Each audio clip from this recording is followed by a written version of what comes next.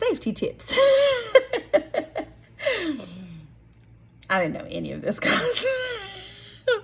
I look back and I'm thinking, man, but I'm kind of glad I didn't know. But so, okay, don't drink a whole bottle. That's a safety tip. Do not take a bulb syringe and pull it out of the bottle and shoot it up your kid's nose. That's a safety tip. Now, I say that jokingly, but one of the reports on peppermint with kids was about a woman who had taken a bulb syringe that you used to suck a nose out with, and she had placed a whole 5 milliliter bottle. That's a whole 5 milliliter bottle inside this bulb syringe, and she shot it up her kid's nose. I think he was 5. The child did not die. He did go into a coma, and he came out of it, and he was okay, but it did not kill him. And so when I say this, use your stop and ask yourself, would I do this to myself? Like, would you really shoot peppermint up your nose from a bulb syringe? No, you wouldn't. Don't do it to your kid if you wouldn't do it to yourself. With that being said, take the time to understand that essential oils are potent. They're extremely concentrated, which means 1 or 2 drops goes a long way, and that your body metabolizes them within 3 to 6 hours. So applying them often, a few drops at a time, is better than dumping a whole bottle on yourself, even though, I'm going to say this, we do things called like oil dumps, but it's a totally different story, and I'll get to that at the end of this video. But using a few drops more often is better than dumping a whole bottle on your body at one time, because your body metabolizes it after so often. And so it's not going to stay in your system that long. You're going to get a punch, and sometimes you do need that punch. But because so if somebody's having an anaphylactic shock, for instance, and you pour a whole bottle of frankincense on them, that will help them with that anaphylactic shock. That would probably be the only time that I would ever say, yes, dump that bottle on them. Or, for whatever reason, it's an immediate effect. Remember what I talked to you about with the potency? Okay. So, but for everyday use, you're not going to use a whole bottle. Okay. So that is something you need to keep in mind. The potency and the concentration of the oils. No plastic. So when I say no plastic, I mean, do not drink this. They don't mix. This will eat this. You won't see it, but it will eat it. And it will eat the chemicals out of this bottle and put it into the water, which you will ingest. Not what you want. So, no plastic. And there's no getting around that. No plastic, guys. Use stainless steel, or use ceramic, or use glass. When it comes to our cleaning supplies, it does come in medical grade plastic, but if you can find a medical grade plastic spray bottle, go for it. I prefer the glass bottles with our cleaning bottles, just because they're prettier. Excuse me. But sometimes I do reuse the bottle that the thieves cleaner comes in. I just buy the sprayer that goes on top of it. So if, say, you get something in your eye, say you get an oil in your eye, do not rinse it with water, and do not try to clean it out with soap and water. It will make it spread. Water makes oil spread. It does not make it go away. It makes it worse. So if you get an oil in your eye, do not panic. Take carrier oil and rub it around your eye. Now, I have actually just put it right here, close as I could without actually getting it in the eye, and just make sure you rub it. Do not do this, because it'll make it worse. Just rub it over the eye, like that right there, and wait. Keep your eye closed and wait. Do not freak out. Very important. So carrier oil instead of water. There are oils that are photosensitive. They're citrus oils. they have the tendency that if you put them on the skin and you go out into the sun, that they can actually cause burning or like brown spots. But I have found that I haven't burnt since I started using oils.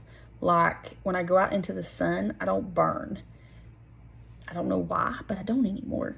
But there are certain oils that you can use for sun block, myrrh and carrot seed.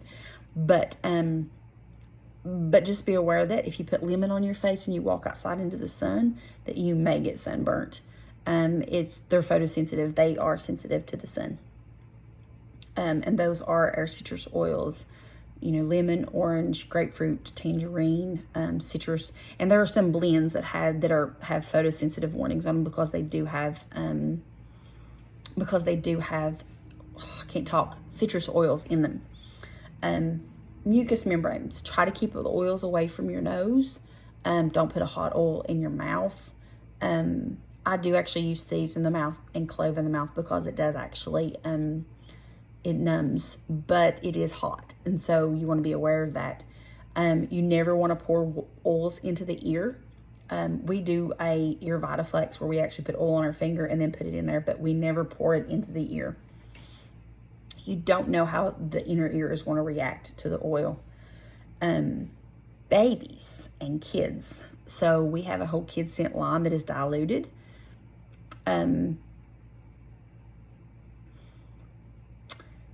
I cannot answer this for you, but I can say that use your judgment. If you have a sick baby, you do not want to overpower that baby. You want to take care of that baby. So there are plenty of dilution charts to use, but understand that if you dilute it, it's not going to work as good. Okay? But you never want to shove something up your baby's nose. Never. Never. So yeah. So babies and kids, a lot of people freak out and don't want to use it on their kids or babies. I have never had a problem putting mine on my kids, which my kids were older, but getting ready to have a grandson, and I'm going to layer him up. But a lot of the oils that we use on babies are lavender and frankincense, and those don't have to be diluted, and they are perfect for them. I know one oil that they say specifically not to get around babies is peppermint. But yeah, so that's probably about the only safety tips that I have for kids and babies is that, use the Kids Sense line on the kids. If it's not working and it's not doing its job, use the more potent oils. Just saying. Close your lids tightly because they evaporate. You'll lose your oils if you don't put your lids on tight. That's a biggie. Put them in a cool, like a spot where the sun's not going to hit them. That's why they're in the amber bottles, is because the sun will affect your oils. So that if you see an oil and it's in a clear bottle, it's not pure. It has to be in amber bottles. Another tip that I have is that if your body pH is low, which means that your body is more acidic than it is alkaline, the oils are not going to work as well on your body because it just won't. Your body's acidic, and so it eats up most of the oils, and you won't have much of a response. So if the oils aren't working for you, then maybe you should try figuring out if your body is acidic. There are plenty of symptoms that you can look at to say, okay, yeah, I have these symptoms of an acidic body, and work on alkalining your system. My husband, we ran into this because my husband kept saying, they just don't work on me. And I was like, I don't understand. They should be working on him. And come to find out, he was extremely acidic. And so once we addressed that, the oils worked very well on him. So there's that. You can buy pH strips to check your pH in your system too also. So safety and tips. Okay, animals. A lot of people read about animals and they freak out. Young living oils cannot harm your animals. But animals are very, very sensitive to smells. Now remember, they're supposed to be outside, guys. Essential oils come from plants that are outside. So remember that animals know what they like and what they don't like. The big thing about using it around your animals is to find out what your animals like. Give them the option to leave the room if you're distilling. If you open up a bottle and they run, then yeah, they don't like it. But there is tons. We have a complete animal sense line, and I have given my animals raindrops, which is basically me pouring oils on them. So my cat no longer has anxiety, and so and he loves jasmine, and he licks jasmine off of me. So so my thing is that just kind of introduce them to your animals, but understand that if they're not young living oils, I can't guarantee you that they're safe for your pets. Most of the research done on animals is done with oils that are not pure. So there's that. But they can be a great, there's a complete animal resource guide for using essential oils to help heal your animals and give them the best, support that you can. Let's see. I think that's it for safety and tips. Yeah, I think that's it.